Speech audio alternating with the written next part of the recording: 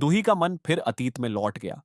उस दिन जब उसके अपने माता-पिता की मृत्यु हुई थी। उस समय जू चुनुक अंतिम संस्कार में अगरबत्ती अर्पित करने आई थी, लेकिन दूही की आंखों से आंसू तक नहीं निकल रहे थे।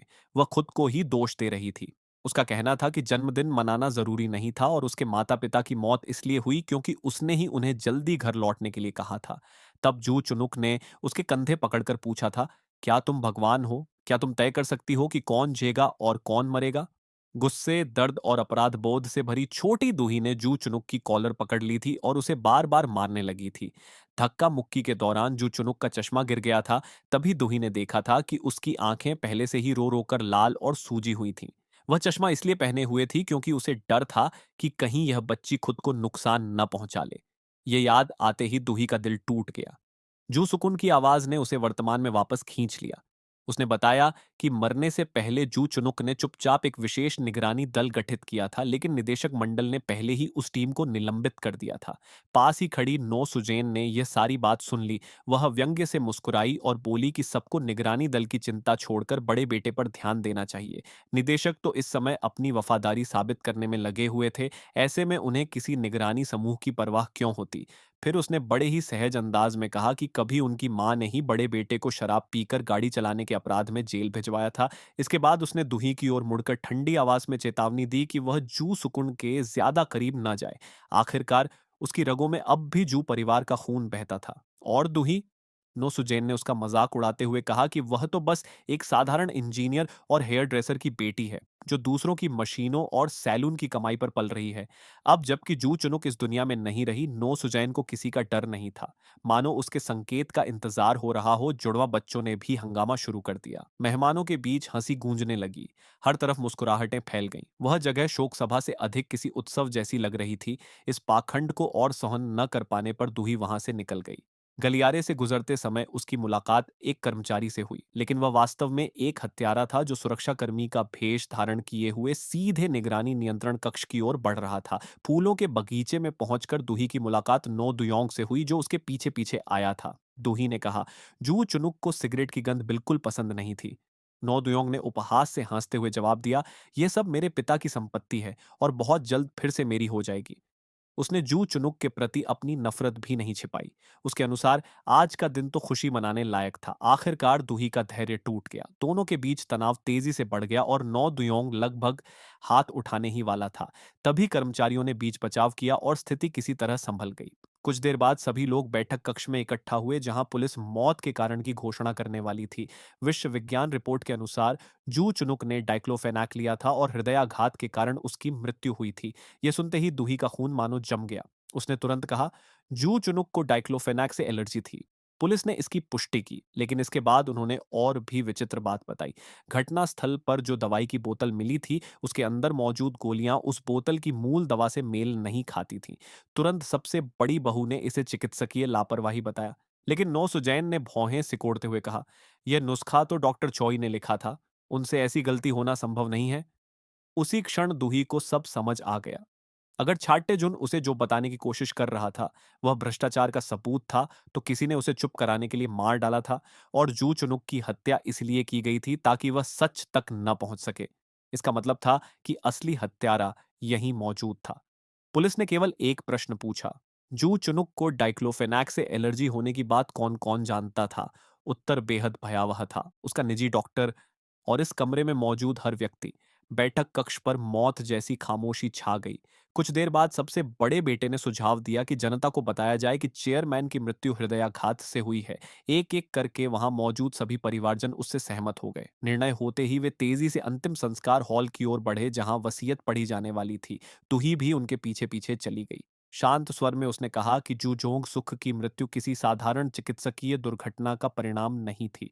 उसे योजनाबद्ध तरीके से खत्म किया गया था। हालांकि उसने किसी का नाम नहीं लिया। उसने यह भी नहीं कहा कि हत्यारा उनमें से कोई एक है, कई लोग हैं, या फिर सभी लोग किसी न किसी रूप में शामिल हैं। जब जू जोंग सुख की वसीयत पढ़ी गई तो पता चला कि उसमें एक विशेष शर्त थी। उसने हानाम की अपनी सारी अचल संपत्ति दान कर दी थी। साथ ही समूह के सभी शेयर और प्रबंधन अधिकार अपनी दत्तक पुत्री दूही को सौंप दिए थे। थे, लेकिन इसके साथ एक शर्त भी जुड़ी थी। जू जोंग सुख की मृत्यु के 1 वर्ष के भीतर दुही को अपना विवाह कानूनी रूप से पंजीकृत कराना होगा। यदि वह ऐसा करने में असफल रहती तो पूरी विरासत दान में दे दी जाती। इसके अतिरिक्त जू झोंग सुख ने परिवार के प्रत्येक सदस्य के लिए व्यक्तिगत पत्र भी छोड़े थे। तुही ने अपनी कलाई पर बने टैटू की ओर देखा, फिर सामने खड़े सभी लोगों पर नजर डाली। उसकी आवाज बर्फ जैसी ठंडी थी। अगर किसी को यह विरासत चाहिए तो मुझे मार देना सबसे आसान रास्ता है, क्योंकि चाहे मुझे किसी राक्षस के साथ हाथ मिलाना पड़े, मैं जुझोंग सुख की मौत के पीछे छिपा सच जरूर उजागर करूंगी। ये कहकर दुही सबके सामने सीधे ग्वान की ओर बढ़ी और दृढ़ स्वर में बोली, मुझसे शादी कर लो। पूरा हॉल स्तब्ध रह गया। एक शक्तिशाली कारोबारी साम्राज्य की दत्तक उत्तराधिकारी ने अपनी ही बॉडीगार्ड को, वह भी अंतिम संस्कार के बीच, सबके सामने विवाह का प्रस्ताव दे दिया था। चारों ओर से हैरानी भरी सांसें सुनाई देने लगीं, लेकिन ग्वान ने लगभग 100 मेहमानों के सामने बिना किसी झिझक के उसका प्रस्ताव ठुकरा दिया। उसने शांत स्वर में कहा, काम और निजी भावनाओं के बीच एक स्पष्ट सीमा होनी चाहिए। उसके शब्द सुनते ही वातावरण अचानक जम सा गया। परिवार के लोग केवल हैरान ही नहीं थे, वे क्रोध से भी भर उठे थे। उसी क्षण नो सुजैन को एहसास हुआ कि उसकी मां ने उसे पूरी तरह धोखे में रखा था। नो सुजैन चीख पड़ी और नो सुकमंड से कोई समाधान निकालने की मांग करने लगी। लेकिन विरासत की राशि कानूनी सीमा से कहीं अधिक थी। वे मुकदमा भी कर देते, तब भी उन्हें उसमें से 1 पैसा तक नहीं मिलने वाला था। धीरे धीरे सच्चाई सामने आने लगी। 12 साल पहले नौ सुकमन को शराब पीकर गाड़ी चलाने के आरोप में गिरफ्तार किया गया था। उस समय जू झोंग सुख ने अपने बड़े बेटे से कहा था कि हर गलती की कीमत चुकानी पड़ती है। उसी दिन से उसके मन में अपनी मां के प्रति गहरी नाराजगी और कटुता जन्म ले चुकी थी। उसे लगता था कि उसकी मां ने उसका साथ छोड़ दिया था, और इस समय उसकी आंखों में जो भाव दिखाई दे रहे थे, उनसे साफ पता चल रहा था कि वह कभी हार मानने वाला नहीं था। दूसरी ओर नो दुक्योंग अकेला फूलों के बगीचे में खड़ा सिगरेट पी रहा था। उसका स्वभाव बिल्कुल अपने पिता जैसा था। अंतिम संस्कार से लौटने के बाद दूही ने अपनी शर्मिंदगी को मजाक में छिपाने की कोशिश की। माहौल हल्का करने के लिए उसने गुआन से कुछ संगीत चलाने को कहा, लेकिन जैसे ही गाने बजने लगे वह बार बार उन्हें बदलती रही। उसका मन किसी भी गीत पर टिक नहीं पा रहा था। घर पहुंचने के बाद दूही ने ठंडे स्वर में कहा, आज जो हुआ उसके लिए मैं तुम्हें दोष नहीं दूंगी। ये कहकर वह बिना पीछे देखे सीधे अपने अपार्टमेंट में चली गई। उसे यह भी एहसास नहीं हुआ कि जू झोंग सुख द्वारा उसके लिए छोड़ा गया पत्रकार में ही रह गया था। जितना अधिक वह इस घटना के बारे में सोचती, उतना ही उसका गुस्सा बढ़ता जाता। जैसे ही वह घर के अंदर पहुंची, उसने दरवाजे की ओर मुंह करके जोर जोर से चिल्लाना शुरू कर दिया और अपने भीतर जमा सारी झुंझलाहट और क्रोध बाहर निकालने लगी। बाहर खड़ा ग्वान जू झोंग सुक का पत्र हाथ में लिए बिल्कुल जड़ हो गया था। सदियों में पहली बार कोई दानव दरवाजे की घंटी बजाने से डर रहा था। अंदर से उसे बेहद डरावनी बातें सुनाई दे रही थीं। कुछ भूतों की बातें थीं, किसी के गले में रस्सी डालने की बातें थीं, किसी को जबरदस्ती शादी के मंडप तक घसीटने की बातें थीं, और यहां तक कि हाथी को बेहोश करने वाली बंदूक इस्तेमाल करने की भी धमकियां थीं। गुआन दीवार से टिक गया और खुद को शांत करने की कोशिश करने लगा। वह एक दानव था, लेकिन उस क्षण वह सचमुच उस इंसान के क्रोध से डर गया था जिसे अभी-अभी ठुकराया गया था। आखिरकार वह चुपचाप वहां से भाग निकला। कुछ देर बाद दरवाजे की घंटी बजी। इस बार जू सुकुंड आया था। दूही ने उसे बताया कि वह जू झोंग सुक की मौत की जांच करना चाहती है और निगरानी दल को फिर से सक्रिय करने की योजना बना रही है। जू सुकुंड उसकी सुरक्षा को लेकर चिंतित था। उसने उसे यह सब छोड़ देने की सलाह दी, लेकिन दूही अपना निर्णय पहले ही ले चुकी थी। उसे अपनी जान की परवाह किए बहुत समय हो चुका था। जू सुकुन ने उसे यह भी समझाया कि उसे जल्दबाजी में शादी करने की आवश्यकता नहीं है। उसने यह भी कहा कि उसे किसी ब्लाइंड डेट पर जाने की जरूरत नहीं है। सच तो यह था कि दूही खुद भी पूरी तरह नहीं समझ पा रही थी कि उसने ऐसा फैसला क्यों लिया, लेकिन एक बात निश्चित थी, क्वान ने उसकी जान 2 बार बचाई थी। जाने से पहले जू सुकुन ने चुपके से अपना नंबर उसके इमरजेंसी कॉन्टैक्ट्स में जोड़ दिया। जैसे ही वह चला गया, दूही की नजर अपने फोन पर चमकती एक समाचार सुर्खी पर पड़ी। एक बड़े कारोबारी समूह की उत्तराधिकारी को सार्वजनिक रूप से विवाह प्रस्ताव के बाद ठुकराया गया। उसके तुरंत बाद एक और खबर सामने आई। इस बार खबर गुआन के बारे में थी। पूरा मामला इंटरनेट पर आग की तरह फैल चुका था। दूही ने तुरंत गुआन को फोन किया और आदेश दिया कि वे अब भी मिलें।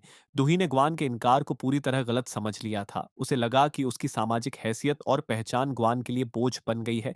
उसके विचार से यदि ग्वान तुरंत हाँ कह देता तो लोग उसे सतही और अवसरवादी समझते, लेकिन सच्चाई बिल्कुल अलग थी। ग्वान सचमुच शादी नहीं करना चाहता था, और उससे भी बढ़कर वह यह समझ ही नहीं पा रहा था कि दूही ने उसे क्यों चुना। उसने शांत स्वर में पूछा, जब कोई व्यक्ति जल्दबाजी में हो और भावनात्मक रूप से अस्थिर हो, तब क्या उसके शब्दों को सचमुच दिल की बात माना जा सकता है? दूही ने ईमानदारी से जवाब दिया, नहीं, वे पूरी तरह सच्चे शब्द नहीं थे। कुआन ने फिर पूछा, तो फिर मैं तुम्हारे ऐसे व्यवहार का साथ क्यों दूं, जबकि तुम खुद सामान्य मानसिक स्थिति में नहीं हो? अगर तुम्हें कोई ऐसा व्यक्ति चाहिए जो बिना किसी शर्त के तुमसे शादी कर ले, तो तुम्हें किसी और को ढूंढना चाहिए। उसकी बातें दूही के दिल में गहराई तक उतर गईं। गुस्से से भरी दूही मुड़ी और वहां से चली गई। फिर भी ग्वान उसके पीछे पीछे चलता रहा। उसे डर था कि कहीं उस पर फिर से तेजहाब से हमला न हो जाए। इसलिए उसने उसे सुरक्षित घर पहुंचाने का फैसला किया। रास्ते में दूही दुख से टूट कर सो गई। उसकी आंखें इतनी भारी थीं कि अपार्टमेंट पहुंचने के बाद भी वह नहीं जागी। गुआन ने चुपचाप जू झोंग सुक का पत्र उसकी जेब में वापस रख दिया। फिर उसने जानबूझकर कार को थोड़ा हिलाया ताकि उसकी नींद खुल जाए। जैसे ही दूही जागी, गुआन ने सहज अंदाज में शिकायत की, तुम खर्राटे बहुत जोर से लेती हो। अपार्टमेंट में प्रवेश करने के बाद दूही ने खुद ही गुआन का नंबर अपने इमरजेंसी कॉन्टैक्ट्स में सेव कर लिया। फिर उसने वह पत्र खोला जो उसकी पालक माँ उसके लिए छोड़ गई थी। पत्र में जुझोंग सुख ने लिखा था, अगर दूही यह पत्र पढ़ रही है तो इसका मतलब है कि वह एक बार फिर अकेली रह गई है। वह चाहती थी कि उसकी मृत्यु दूही के जीवन भर का घाव न बन जाए। एक बार रो लेना पर्याप्त है, उसके बाद आंसू बहाना बंद कर देना चाहिए।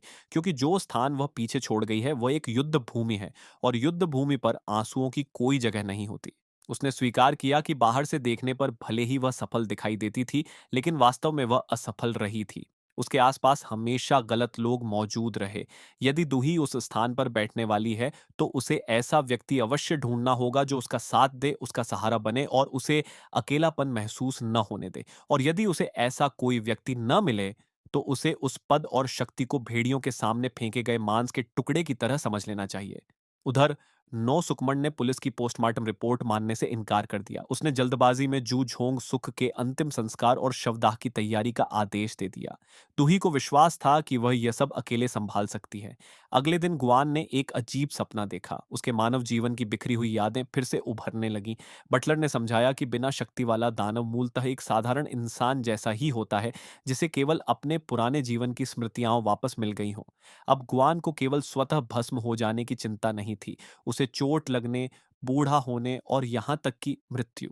अब अमृता की कोई गारंटी नहीं रह गई थी। यह सुनते ही गुआन घबरा गया। उसे अपनी आंखों के किनारों पर हल्की झुर्रियां दिखाई देने लगीं। बेचैनी में वह चिल्लाया, मुझे अपना निशान वापस चाहिए। लेकिन जब बॉडीगार्ड वाले मामले की बात आई, तो दूही ने उसके प्रस्ताव को सख्ती से ठुकरा दिया।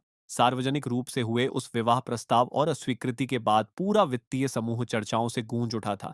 दूही कंपनी की छवि को नुकसान नहीं पहुंचाना चाहती थी, और सबसे महत्वपूर्ण बात, वह कैसे स्वीकार कर सकती थी कि एक आदमी उसे सबके सामने ठुकरा दे, लेकिन फिर जब चाहे उसका हाथ पकड़ ले। आखिरकार गुआन को सच बताना पड़ा। उसने स्वीकार किया कि उसके पास अब कोई जादुई शक्ति नहीं बची थी। वह एक सामान्य इंसान की तरह धीरे धीरे बूढ़ा हो रहा था। सीधे शब्दों में कहें तो वह अब तक दूही को अपने चार्जर की तरह इस्तेमाल कर रहा था। सच्चाई जानने के बाद दूही का इनकार और भी मजबूत हो गया। कम से कम वह उसे यह अधिकार नहीं देने वाली थी कि वह जब चाहे उसे छू ले। पूरा दिन गुआन अपने खोए हुए निशान के बारे में सोचता रहा, लेकिन दूही हर बार उसे मना कर देती। संयोग से लिफ्ट के अंदर उम्र बढ़ने से जुड़ा एक विज्ञापन चल रहा था। गुआन कुछ देर तक स्क्रीन को घूरता रहा, फिर अपनी कलाई पर बने निशान की ओर देखने लगा। उस भावना को बयान करने के लिए उसके पास केवल एक शब्द था, तड़प। उसी समय सचिव ने आकर बताया कि परिवार के घर की निगरानी कैमरों की फुटेज वापस मिल गई है। चूंकि जू जोंग सुक की दवा उसकी जेब में मिली थी, दूही को यकीन था कि कैमरे असली साजिशकर्ता को जरूर पकड़ लेंगे। गुआन आलस से वहां से निकलने की कोशिश करने लगा, लेकिन दूही ने तुरंत उसे वापस खींच लिया। दोनों साथ बैठकर फुटेज देखने लगे। हालांकि वे उसे पूरा देख ही नहीं पाए। गुआन के मन में द्वंद्व चल रहा था। उसे लगता था कि इस तरह धीरे धीरे सच खोजने के बजाय अपनी शक्ति का इस्तेमाल करना कहीं अधिक तेज और आसान होगा। जब दूही ने पूछा कि क्यों, तो उसने कोई स्पष्टीकरण नहीं दिया। उसने बस इतना कहा, तुमने पूछा ही नहीं था। उसी क्षण दूही ने अपनी कलाई उसकी ओर बढ़ा दी। वह उसे निशान वापस पाने का अवसर दे रही थी, लेकिन गुआन ने दो शर्तें रखी। पहली, हत्यारे को पकड़ लेने के बाद भी वे तब तक साथ काम करेंगे जब तक उसका निशान पूरी तरह वापस नहीं आ जाता। दूसरी, समय, स्थान या परिस्थिति चाहे जो भी हो, दूही उसे चार्ज होने की अनुमति देगी। दानव के इस प्रलोभन के सामने आखिरकार दूही मान गई। गुआन ने आत्मविश्वास से उंगलियां चटकाईं, लेकिन कार्यालय के अंदर कुछ भी नहीं हुआ। दूही ने उसे ऐसी नजर से देखा जिसमें साफ उपेक्षा झलक रही थी। गुआन ने दोबारा उंगलियां चटकाईं। इस बार तो उसकी उंगलियां लगभग जल ही उठीं, फिर भी कुछ नहीं हुआ। शायद उसकी शक्तियां सचमुच समाप्त हो चुकी थीं। ग्वान ने पास पड़ी एक पेन उठा ली और फिर उंगलियां छटकाईं। इस बार जादू काम कर गया। अगले ही पल वे दोनों कंपनी के गोदाम के भीतर एक संकरे गलियारे में खड़े थे। तभी बाहर से कर्मचारियों की बातचीत की आवाजें सुनाई देने लगीं। कुछ लोग फुसफुसा रहे थे कि दूही और ग्वान निश्चित रूप से एक दूसरे को डेट कर रहे हैं। आखिर कोई बिना भावनात्मक लगाव के शादी का प्रस्ताव नहीं देता। कुछ लोग मजाक कर रहे थे कि ऑफिस रोमांस तो काफी दिलचस्प चीज होती है। कुछ कर्मचारियों ने तो यहाँ तक कहा कि कंपनी की एक सामूहिक डिनर पार्टी रखनी चाहिए। अगर सब एक साथ बैठेंगे तो सच्चाई अपने आप सामने आ जाएगी। क्योंकि प्रेमी जोड़े आखिरकार मेज के नीचे चोरी छिपे हाथ पकड़ ही लेते हैं। यह सुनकर ग्वान और दुही दोनों असहज हो गए और ठीक उसी समय उनकी उंगलियां गलती से एक दूसरे को छू गईं। शर्मिंदगी का स्तर तुरंत दोगुना हो गया। घबराकर दोनों वहां से जितनी जल्दी हो सके निकलना चाहते थे, लेकिन अफरा तफरी में ग्वान समय पर दूही की कलाई पकड़ नहीं पाया। उसकी जगह उसने गलती से जोर की आवाज कर दी। जब तक कर्मचारियों ने गोदाम का दरवाजा खोला तब तक ग्वान दूही को लेकर छत पर पहुंच चुका था। तभी उसने पूरी स्थिति समझाई। हत्यारे का पता लगाने के लिए उसे उस व्यक्ति का चेहरा पहचानना आवश्यक था, लेकिन कुछ गड़बड़ थी। उसे पूरा यकीन था कि वह उस हत्यारे का चेहरा पहले साफ देख चुका है। फिर भी वह चेहरा किसी भी जात व्यक्ति से मेल नहीं खा रहा था। ग्वान को शक हुआ कि शायद उसने प्लास्टिक सर्जरी करवाई होगी, लेकिन वास्तविकता कुछ और थी। हत्यारे ने इंसानी त्वचा जैसा दिखने वाला नकली मुखौटा पहन रखा था। यह ग्वान की शक्ति की असफलता नहीं थी, यह जानबूझकर रचा गया धोखा था। उस रात दूही को एक और चौंकाने वाली बात पता चली। निगरानी कैमरों की फुटेज के साथ छेड़छाड़ की गई थी। पूरे 20 मिनट का वीडियो रहस्यमय तरीके से गायब था। कुछ ही समय बाद जो सुकुन का फोन आया, उसने बताया कि छाट्टे जुन का लैपटॉप भी पूरी तरह साफ कर दिया गया है। सारे सबूत व्यवस्थित तरीके से मिटाए जा रहे थे। बाद में दूही और ग्वान कंपनी के कर्मचारियों के साथ डिनर में शामिल हुए। जब ग्वान ने आदतन दूही की कलाई पकड़ ली तो पास बैठी एक महिला कर्मचारी के हाथ से चॉपस्टिक गिर गई। जब वह उसे उठाने के लिए झुकी तो उसने सब कुछ देख लिया। वह लंबे समय से ग्वान को पसंद करती थी। उसका दिल चुपचाप टूट गया। तभी एक पुरुष कर्मचारी ने हिम्मत करके ग्वान से पूछ लिया, आपने दूही के विवाह प्रस्ताव को ठुकराया क्यों था? ग्वान ने बिना सोचे समझे जवाब दिया, सिर्फ इसलिए कि किसी को सुअर का मांस पसंद है, इसका मतलब यह नहीं कि वह सुअरों के बीच रहना भी चाहता है। जैसे ही ये शब्द उसके मुंह से निकले, दूही एकदम जड़ हो गई। उसे लगा जैसे ग्वान ने अभी अभी उसे सुअर कह दिया हो। उसने तुरंत अपना हाथ छुड़ाया और रेस्तरां से बाहर निकल गई। ग्वान को बिल्कुल समझ नहीं आया कि उससे गलती कहाँ हुई। वह तो उसके पीछे पीछे भागा और पूछने लगा, तुम अब मुझे चार्ज होने क्यों नहीं दे रही हो? दूही जवाब देने ही वाली थी, लेकिन जैसे ही उसने पलटकर देखा, ग्वान गायब था। वह अचानक वहां से लापता हो चुका था। ग्वान इन अजीब और बार बार लौटने वाली भावनाओं से थक चुका था। उसने खुद से कहा कि वह इस उलझन से जूझने के बजाय बूढ़ा होकर मर जाना पसंद करेगा। फिर भी उसके दिल की गहराइयों में एक चिंता लगातार बनी हुई थी, कहीं दूही के साथ कुछ बुरा ना हो जाए। उसी समय गैंग बॉस के गुर्गे बदला लेने के इरादे से उसके सामने आ पहुंचे। अपनी शक्तियां खो देने के बावजूद ग्वान ने एक अखबार उठाया और लड़ने की तैयारी कर ली, लेकिन अगले ही पल वह मुड़ा और जान बचाकर भाग खड़ा हुआ। दूसरी ओर दूही के मन में एक अजीब बेचैनी उठ रही थी। वह कितनी भी कोशिश कर ले, ग्वान से संपर्क नहीं कर पा रही थी। इस बीच एक व्यस्त पैदल मार्ग पर ग्वान गुंडों से घिर चुका था। एक भारी वार ने उसका संतुलन बिगाड़ दिया। 200 साल पुराना वह दानव अब गिरने की कगार पर था। तभी हवा में एक तेज सीटी की आवाज गूंजी। दूही वहां पहुंच चुकी थी। उसकी आंखों में डर साफ दिखाई दे रहा था। वह भीतर से कांप रही थी। फिर भी उसने एक पल की भी हिचकिचाहट नहीं दिखाई। उसने एक इलेक्ट्रिक बैटन निकाला और ऊंची आवाज में घोषणा की, मैं अपने बॉडीगार्ड की बॉडीगार्ड हूं। लेकिन दुर्भाग्य से ठीक उसी क्षण उस बैटन की बैटरी जवाब दे गई। ठीक उसी क्षण उस बैटन की बैटरी खत्म हो गई। लेकिन दूही बिल्कुल नहीं घबराई। उसने तुरंत एक बंदूक निकाल ली। अगले ही पल हवा में सफेद धुआं फैल गया और भीड़ के बीच एक रास्ता बन गया। दूही तेजी से आगे बढ़ी और गुआन का हाथ पकड़ लिया। गुआन फिर से चार्ज हो चुका था। उसके शरीर में शक्ति की लहर दौड़ गई। कुछ ही सेकंडों में उसने उन गुंडों को बड़ी आसानी से परास्त कर दिया। लेकिन दोनों में से किसी को यह पता नहीं था कि यह पूरा दृश्य एक हत्यारे द्वारा चोरी छिपे रिकॉर्ड किया जा रहा था। गुआन जब दूही को सुरक्षित घर छोड़कर वापस लौटा तो उसका व्यवहार अचानक बदल गया। उसने कुछ नहीं कहा, बस मुड़ा और चला गया। असल में वह खुद को जबरन शांत दिखाने की कोशिश कर रहा था। 200 वर्षों में पहली बार उसका जमी हुई बर्फ जैसा दिल इतनी तेजी से धड़क रहा था और यही बात उसे डरा रही थी। गुआन तुरंत अपने कार्यालय लौट गया और स्थिति को तर्क से समझने की कोशिश करने लगा। एक इंसान उसके ऊपर इतना असर कैसे डाल सकता था? क्या यह सिर्फ उस निशान की वजह से था या इसके पीछे कुछ और गहरा था? उधर दूही जितना अधिक सोचती उतनी ही नाराज होती जाती। वह ग्वान की ठंडी और दूर दूर रहने वाली निगाहों को समझ नहीं पा रही थी। वह साफ तौर पर उसकी कलाई पकड़ना चाहता था, लेकिन जैसे ही खतरा टल जाता वह ऐसे व्यवहार करने लगता मानो उसका कोई अस्तित्व ही न हो। क्या सिर्फ वही कुछ महसूस कर रही थी? नहीं, ग्वान भी उतना ही विचलित था। हालांकि दूही खुद से कहती रही कि इससे कोई फर्क नहीं पड़ता, लेकिन उसके भीतर की बेचैनी खत्म नहीं हुई। आखिरकार वह उसे नजरअंदाज नहीं कर सकी। दूही ने एक टैक्सी बुलाई और सनवुल्फ फंड की ओर रवाना हो गई, वही जगह जिसे ग्वान संभालता था। जब वह कार्यालय की ओर बढ़ रही थी, तभी उसे अचानक अपने पीछे घातक इरादों का आभास हुआ। उसने तुरंत बंदूक निकाली और पीछे मुड़ गई। वहां जिनजे यंग खड़ी थी। वह लंबे समय से ग्वान को पसंद करती थी, लेकिन उसकी भावनाओं का कभी जवाब नहीं मिला था। तुही को देखते ही उसने उसे अपना प्रतिद्वंदी पहचान लिया। उसने बहाना बनाया कि अभी प्रदर्शन का समय नहीं है और दूही को वहां से जाने के लिए कहने लगी। लेकिन दूही शांत रही। उसने जानबूझकर उसे उकसाते हुए कहा कि उसका और ग्वान का रिश्ता बहुत खास है, फिर बिना पीछे देखे वहां से चली गई। जब दूही अंदर वाले कार्यालय में पहुंची तो वहां कोई नहीं था। उसी समय उसे महसूस हुआ कि कुछ गड़बड़ है। वह धीरे धीरे कार्यालय के सबसे अंदर वाले कमरे की ओर खींची चली गई। कमरे के भीतर का दृश्य देखकर वह ठिठक गई। दीवारें हजारों एक जैसी घड़ियों से भरी हुई थीं। अजीब बात यह थी कि हर घड़ी ठीक 10 बजे का समय दिखा रही थी। दूही ग्वान की इस विचित्र पसंद की प्रशंसा किए बिना नहीं रह सकी। तभी उसकी नजर किताबों की अलमारी पर रखी एक हल्की चमकती वस्तु पर पड़ी।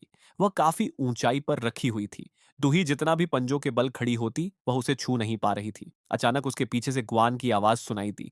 क्या दूसरों की चीजों को छूना बदतमीजी नहीं कहलाता? दूही चौंक गई। वह तुरंत सीधी खड़ी हो गई और अहंकार से बोली, मैंने कुछ नहीं छुआ। जैसे ही उसने पलटकर देखा, उसकी नजर ग्वान के गले में पड़े एक हार पर पड़ी, एक क्रॉस। वह हैरान रह गई। क्या दानव क्रॉस से नहीं डरते? लेकिन गुआन ने उसकी नजर का गलत मतलब निकाल लिया। उसे लगा कि दूही के मन में कोई और इरादा है। एक पल में माहौल असहज हो गया। उसी समय बाहर खड़ी जिनजे यंग, जो उनकी बातें सुन रही थी और बर्दाश्त नहीं कर सकी, वह सीधे अंदर चली आई। उसने जानबूझकर दूही के सामने ग्वान के साथ अपनी नजदीकी दिखानी शुरू कर दी। उसके बोलने का तरीका और उसके शब्द बिल्कुल किसी प्रेमिका जैसे थे, जो अपना अधिकार जता रही हो। जब आखिरकार जिनजे यंग वहां से चली गई, तब दूही ने सीधे ग्वान से पूछा, तुम पहले बिना कुछ कहे अचानक क्यों गायब हो गए थे? ग्वान ने ठंडे स्वर में जवाब दिया, क्योंकि मैं तुम्हारे साथ नहीं रहना चाहता था। फिर भी तुम मुझे परेशान करने यहां तक चली आई। उसके शब्दों ने दूही का दिल तोड़ दिया। उसने कुछ नहीं कहा, बस मुड़ी और कार्यालय से बाहर निकल गई। अब उसे यकीन हो चुका था कि जो कुछ वह महसूस कर रही थी वह सिर्फ भावनाओं का भ्रम था। लेकिन जैसे ही वह वहां से गई, ग्वान ने तुरंत अपने बटलर को फोन किया। उसने आदेश दिया कि वह चुपचाप दूही को घर तक सुरक्षित पहुंचाए। उधर हत्यारे ने एक रहस्यमय व्यक्ति को रिपोर्ट दी कि वीडियो एक लॉकर में छिपा दिया गया है। उस रहस्यमय व्यक्ति ने नया आदेश दिया, जैसे ही ग्वान दूही के पास ना हो, उसे तुरंत खत्म कर दो। अगली सुबह ग्वान हमेशा की तरह दूही के साथ कंपनी पहुंचा, लेकिन इस बार दोनों के बीच अजीब दूरी थी। एक आगे चल रहा था और दूसरा पीछे। दोनों ने एक दूसरे से एक शब्द तक नहीं कहा। यह दृश्य देखते ही कर्मचारियों के बीच कानाफूसी शुरू हो गई। कल रात तो वे हाथ पकड़े हुए थे और आज वे बात तक नहीं कर रहे। जरूर दोनों के बीच झगड़ा हुआ है। असल में ग्वान का काम करने का बिल्कुल मन नहीं था। वह ब्रेक रूम में अकेले बैठकर कॉफी पी रहा था, लेकिन उसकी बदकिस्मती यह थी कि कंपनी में एक ऐसी व्यक्ति मौजूद थी जो उसे भी संभाल सकती थी। वह थी वह भयावह महिला सचिव, जिससे पूरा कार्यालय डरता था। इसी बीच एक डिलीवरी मैन चेहरे को छिपाए हुए इमारत के अंदर दाखिल हुआ। उसकी हरकतें संदिग्ध थीं। उसकी आंखें लगातार चारों ओर घूम रही थीं, मानो वह किसी विशेष व्यक्ति की तलाश कर रहा हो। संयोग से उसी समय दूही अपने कार्यालय से बाहर निकली। डिलीवरी मैन उसके पीछे चल पड़ा। जैसे ही उसका भूत जैसा हाथ दूही की ओर बढ़ा, सचिव शिन ने अचानक पीछे से उसे जोरदार धक्का दे दिया। शोर सुनते ही ग्वान दौड़ता हुआ वहां पहुंचा। बिना सोचे उसने दूही को अपने पीछे कर लिया और घबराकर पूछा, तुम ठीक हो? तुम्हें कहीं चोट तो नहीं लगी? उसकी अचानक दिखाई चिंता देखकर दूही स्तब्ध रह गई। सचिव शिंड ने तुरंत डिलीवरी मैन का हेलमेट उतार दिया। टक्कर के कारण उसकी गर्दन अस्वाभाविक रूप से मुड़ गई थी। लेकिन जैसे ही ग्वान ने उसका चेहरा साफ देखा, वह जड़ हो गया। वह उसका अपना बटलर था। सच्चाई जल्दी ही सामने आ गई। बटलर ग्वान की हालत को लेकर चिंतित था, लेकिन कंपनी के भीतर वह खुलकर कुछ नहीं कर सकता था। इसलिए उसने डिलीवरी मैन का भेष धारण कर लिया था और इसी बटलर की अचानक हुई एंट्री की वजह से ग्वान का अटेम्प्ट, दूही की परवाह न करने का जो दिखावा ग्वान अब तक कर रहा था, वह पूरी तरह टूट गया। जब गुआन और उसका बटलर आपस में बहस कर रहे थे, तब दूही बीच में आ गई और सचिव शिन को साथ लेकर आई ताकि वह माफी मांग सके। लेकिन जैसे ही बटलर ने सचिव शिन को देखा, उसके चेहरे पर डर साफ दिखाई देने लगा। उसने अनायास ही रक्षात्मक मुद्रा अपना ली। हालांकि सचिव शिन ने माफी मांगी, लेकिन उसका लहजा ऐसा था मानो सारी गलती केवल बटलर की ही हो। दूही ने कहा कि वे न केवल उसके इलाज का खर्च उठाएंगे, बल्कि मानसिक कष्ट के लिए भी मुआवजा देंगे। शुरुआत में गुआन को इसमें कोई दिलचस्पी नहीं थी, लेकिन जैसे ही उसने मुआवजे की रकम सुनी, उसका रवैया थोड़ा बदल गया। उसे लगा कि सौदा इतना भी बुरा नहीं है, लेकिन मामला तय होने से पहले ही दूही ने अचानक प्रस्ताव वापस ले लिया और कहा कि वह किसी पर दबाव नहीं डालना चाहती। किसी को पता नहीं चला कि असली हत्यारा चुपचाप यह सब देख रहा था। जू चुनुक की अचानक मृत्यु और वसीयत की उस शर्त के कारण कि दूही को 1 वर्ष के भीतर शादी करनी होगी, समूह के पास कोई स्पष्ट निर्णय लेने वाला नेता नहीं बचा था। इसी कारण शेयरधारकों ने मतदान करके नो सुकमण को कार्यवाहक अध्यक्ष नियुक्त कर दिया। असल में यह पूरा परिणाम नो सुकमण ने पहले से योजनाबद्ध तरीके से तैयार किया था। जब उसके बेटे को यह खबर मिली, तो वह क्रोध से भर उठा, लेकिन आधे से अधिक वोट मिलने के कारण नो सुकमण आधिकारिक रूप से कार्यवाहक अध्यक्ष बन गया। बैठक समाप्त होने के बाद नो सुजेन ने दूही को चेतावनी दी। उसने कहा कि निदेशक मंडल का कोई भी सदस्य उसका समर्थन नहीं करता और उसे अध्यक्ष बनने का सपना भी नहीं देखना चाहिए। दूही ने शांत स्वर में जवाब दिया, तुम्हें निराश होने के लिए तैयार रहना चाहिए, क्योंकि बहुत जल्द तुम मुझे उसी कुर्सी पर बैठा हुआ देखोगी। नो सुजेन ने उपहास भरी मुस्कान के साथ कहा, मैं तुम्हें कभी भी चैन से उस पद पर बैठने नहीं दूंगी। दूही हल्के से मुस्कुराई और बोली, मैं तुम्हारी अगली चाल का इंतजार करूंगी। दोनों के बीच की बहस सुनकर नो सुकमण बीच में आ गया। मौके का फायदा उठाते हुए उसने दूही से एक चिंतित बड़े भाई की तरह बात की। उसने कहा कि किसी भी चीज में जल्दबाजी अच्छी नहीं होती, खासकर शादी जैसे महत्वपूर्ण निर्णय में। नो सुकमण ने उसे सलाह दी कि वह जल्दबाजी न करे और धीरे धीरे अपने लिए एक उपयुक्त जीवन साथी तलाशे। दूही ने शांत भाव से उत्तर दिया, चिंता मत कीजिए, मैं किसी को ज्यादा इंतजार नहीं करवाऊंगी। उसी समय नो दुयोंग वहां आ पहुंचा। उसने सहजता से कहा, तुम्हारी कलाई पर बना टैटू काफी अच्छा लग रहा है। तू ही एकदम ठिठक गई। उसने ये बात कभी किसी को नहीं बताई थी। फिर उसे इसके बारे में कैसे पता चला? उधर नो सुजेन वहां से निकलकर सीधे गुआन के पास पहुंची। वह उसके ठंडे और उदासीन स्वभाव को अजीब तरह से आकर्षक मानने लगी थी, लेकिन गुआन ने उसमें जरा भी रुचि नहीं दिखाई। इस बीच जू सुकुंड लगातार दूही के आसपास बना रहा। चूंकि दोनों रिश्तेदार थे, इसलिए उनकी नजदीकी दूसरों को स्वाभाविक लगती थी, लेकिन उनकी धीमी बातचीत और आपसी सहजता गुआन के भीतर एक अनजानी जलन और अधिकार भावना पैदा कर रही थी। जू सुकून ने दूही को अपनी खोज के बारे में बताया। 2 वर्ष पहले समूह ने एक कंपनी से अत्यंत महंगा जहाज खरीदने का आदेश दिया था, लेकिन वह जहाज कभी पहुंचा ही नहीं और बेचने वाली कंपनी भी रहस्यमय ढंग से बंद हो गई। ये स्पष्ट रूप से फर्जी लेन देन और वित्तीय घोटाले का मामला था। जब गुआन ने जू सुकुंड को दूही से बात करते देखा, तो उसकी चिढ़ लगातार बढ़ती गई। कार में बैठा हुआ भी वह बार बार अनजाने में दूही की ओर देखता रहा। दूही ने यह बात नोटिस कर ली। उसने साफ शब्दों में कहा, मैं अब खुद को झूठी उम्मीदों में नहीं रखूंगी। गुआन ने भी उतनी ही स्पष्टता से उत्तर दिया, हमारे लिए सबसे अच्छा यही है कि सब कुछ जैसा है वैसा ही रहे। उधर पुलिस हर संभव प्रयास कर चुकी थी, फिर भी हत्यारे का कोई सुराग नहीं मिला। दूही इस निष्कर्ष पर पहुंची कि अब केवल एक ही रास्ता बचा है, उन्हें एक नकली लक्ष्य का इस्तेमाल करके दुश्मन को बाहर आने के लिए मजबूर करना होगा, ताकि असली अपराधी को पकड़ा जा सके। पुलिस स्टेशन से निकलने के बाद दूही गुआन के साथ एक रेस्तरां गई। वहां उसकी मुलाकात उसके पुराने ब्लाइंड डेट साथी से होने वाली थी। वह व्यक्ति एक सरकारी अभियोजक था। उसका चेहरा मोहरा साधारण था, लेकिन उसका अहंकार आसमान छू रहा था। वह लगातार घटिया और भद्दे फ्लर्ट करता जा रहा था। उसे पूरा विश्वास था कि वह बहुत आकर्षक बातें कर रहा है, लेकिन वास्तव में उसकी हर बात सुनकर सामने वाले का मन उसे थप्पड़ मारने का करता था। गुआन बड़ी मुश्किल से उसे सहन कर रहा था। उसने कई बार व्यंग्य में अभियोजक को छेड़ा भी, लेकिन दूही के पास इन सब बातों के लिए धैर्य नहीं था। जैसे ही अभियोजक ने अपनी मामूली चोट का इलाज पूरा किया, दूही ने अचानक उससे विवाह का प्रस्ताव रख दिया। उसे एक ऐसे साथी की आवश्यकता थी जो शक्तिशाली लोगों का सामना कर सके। गुआन ने तुरंत विरोध किया। उसने कहा, अगर तुम्हें शादी करनी भी है तो कम से कम इस आदमी से नहीं। दूही ने उसकी ओर मुड़कर शांत स्वर में पूछा, मेरे निजी मामलों से तुम्हारा क्या संबंध है? इस प्रश्न का गुआन के पास कोई उत्तर नहीं था। दूही के लिए यह विवाह केवल एक जिम्मेदारी थी। दूल्हा कौन होगा, इससे उसे कोई विशेष फर्क नहीं पड़ता था। वापसी के रास्ते में उसने सचिव शिन को शादी की तैयारियां शुरू करने का आदेश दे दिया। यह सुनते ही गुआन और अधिक बेचैन हो गया। उसने कहा कि वह उसकी यह जबरदस्ती की शांति अब और नहीं झेल सकता। फिर उसने घोषणा की कि वह अपने तरीके से असली हत्यारे को ढूंढ निकालेगा। कुछ ही समय बाद ग्वान सीधे उस व्यक्ति के सामने पहुंचा जो बदला लेने की कोशिश कर रहा था। उसने मांग की कि चित्र में दिखाया गया व्यक्ति तुरंत उसके सामने लाया जाए, लेकिन सामने वाले ने इनकार कर दिया। उसी क्षण ग्वान का लंबे समय से दबा हुआ क्रोध फूट पड़ा।